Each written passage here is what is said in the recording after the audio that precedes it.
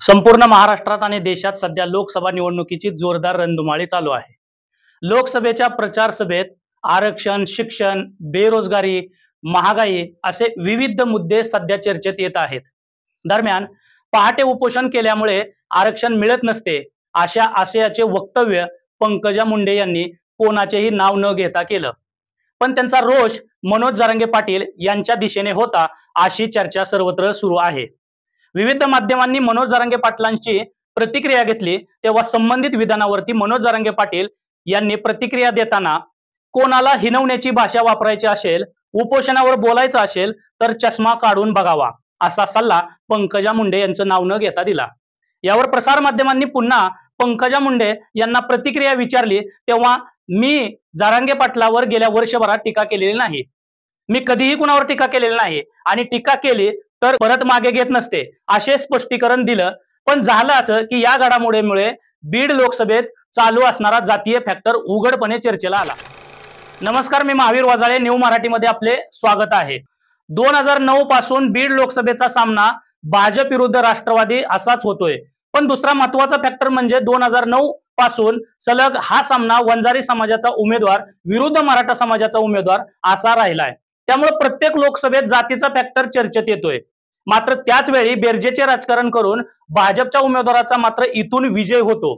मागील वेळी जातीचे फॅक्टर येथे मोठ्या प्रमाणात चर्चेत आलं होतं, तेव्हा बजरंग बाप्पा सोनवणे आणि प्रीतम मुंडे असा सामना होता। बजरंग सोनवणे यांना धनंजय मुंडे यांची साथ होती, त्यामुळे कुठेतरी मराठा व वंजारी समाजातील धनंजय मुंडे यांना मानणारे मतदार असे गणित जुळवता येईल असं बोललं जात होतं। मात्र त्यावेळी देखील प्रीतम मुंडे प्रचंड मताधिक्याने निवडून आल्या। मात्र 2009 ते 2019 पर्यंतच्या सामन्यापेक्षाही निवडणूक वेगळी ठरते ही मनोज जरांगे पाटील यांच्या इफेक्टमुळे। आजच्या इतिहासात मराठा समाजाचे ध्रुवीकरण जितकं झालं नव्हतं तितकं ते मनोज जरांगे पाटील यांच्या उपोषणामुळे झालेले दिसत आहे। अर्थात या ध्रुवीकरणामुळे मराठा विरुद्ध इतर हे गणित इतर प्लस मराठा विरुद्ध वंजारी असे देखील होऊ शकतं असं बोललं जातंय। अशा वेळी मराठा सोडून इतर समाजाचे ध्रुवीकरण करण्याची खेळी भाजपच्या पत्त्यावर पडू शकते, तर वंजारी सोडून इतर समाजाचे ध्रुवीकरण करण्याची खेळी राष्ट्रवादीच्या पत्त्यावर पडू शकते। आजवर मराठा व इतर समाजाचं ध्रुवीकरण करणं राष्ट्रवादीला जमलं नाही आणि त्याचाच फटका राष्ट्रवादीला बसल्याचा आपल्याला पाहायला मिळतं। जातीय ध्रुवीकरणात पंकजा मुंडे यांच्या बाजूने कोणती गणित राहतात, तर गतवेळी धनंजय मुंडे आणि प्रीतम मुंडे यांच्या विरोधात होते। पर्यायाने धनंजय मुंडे यांचे नेतृत्व मानणाऱ्या वंजारी समाजाचे विभाजन प्रीतम मुंडे यांच्यासाठी अवघड ठरलं होतं। यावेळी मात्र धनंजय मुंडे आणि पंकजा मुंडे एकत्र असल्यामुळे संपूर्ण वंजारी समाजाचं बळ पंकजा मुंडे यांच्या बाजूने एक होते। त्यासोबत बीडला लागून असणाऱ्या परभणी लोकसभेत स्वतः महादेव जानकर उभे आहेत। महादेव जानकर यांना वंजारी समाजाच्या मतांची बेरीज करणे आवश्यक ठरणार आहे। इकडे पंकजा मुंडेंना धनगर समाजाच्या मतांची बेरीज आवश्यक ठरते। अशा वेळी परभणी व बीड एकमेकांना पूरक ठरताना दिसून येत आहेत। महादेव जानकर यांचे बीडमध्ये होणाऱ्या संभाव्य सभा विचारात घेतल्या तर वंजारी समाजासोबत धनगर समाजाच्या मताचं ध्रुवीकरण होऊन ते पंकजा मुंडे यांच्या सोबत राहू शकतं असे राजकीय विश्लेषक सांगतात। सोबतच पंकजा मुंडे यांच्या मागे ओबीसी समूहातील इतर जात समूह देखील मोठ्या प्रमाणात राहू शकतात। अर्थात ओबीसी समाज मोठ्या प्रमाणात एकत्र येऊ शकतो।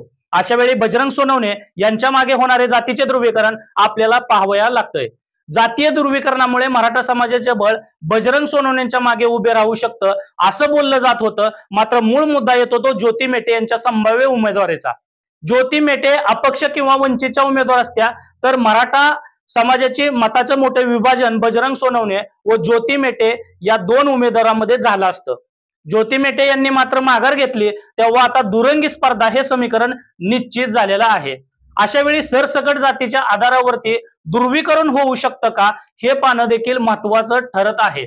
सध्या तरी शरद पवारांचे मनोज जरांगे पाटील यांना मिळत असलेले बळ, यामुळे झालेले आरोप व देवेंद्र फडणवीस मराठा आरक्षणाच्या विरोधात असल्याने त्याबरोबर मराठा समाजाचे ध्रुवीकरण करून ते राष्ट्रवादीच्या उमेदवारामागे उभे राहताना दिसत आहे। आता मराठा समाजाची या लोकसभा मतदारसंघातील अंदाजे संख्या ही 5.5 ते 6 लाख असल्याचे सांगण्यात येतं, तर वंजारी, धनगर, माळी अशा ओबीसी प्रवर्गातील प्रमुख समाजातील मतदारांची अंदाजे संख्या ही 4 लाखापेक्षा अधिक असल्याचे सांगण्यात येत आहे।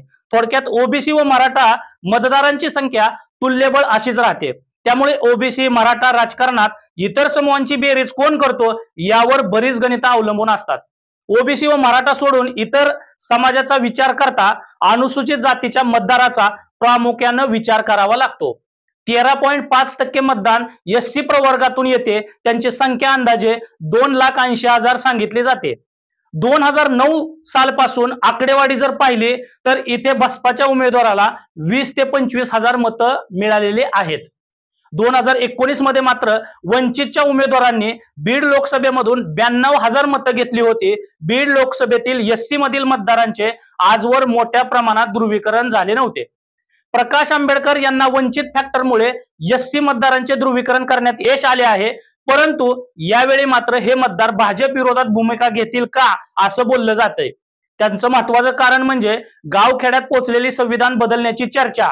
इथे अजून एक फॅक्टर लक्षात घेता येतो, तो म्हणजे मनोज जरांगे पाटील आणि प्रकाश आंबेडकर यांच्यातील सामाजिक संबंध. आता राहतो प्रश्न तो मुस्लिम समाजाचा. हिंदू राष्ट्र, राम मंदिर अशा फॅक्टरवरून मुस्लिम समाजाचे देखील मोदी सरकार विरोधात एकत्रीकरण होत आहे. बीड लोकसभेमध्ये मुस्लिम समाजाचे मतदान देखील 2,30,000च्या वर असल्याचे सांगण्यात येत आहे. अशा वेळी मुस्लिम समाजाचे ध्रुवीकरण मराठा प्लस असे राजकारण होत असले तर मात्र या गोष्टी भाजपसाठी अडचणीच्या आणि पराभवाच्या ठरू शकतात.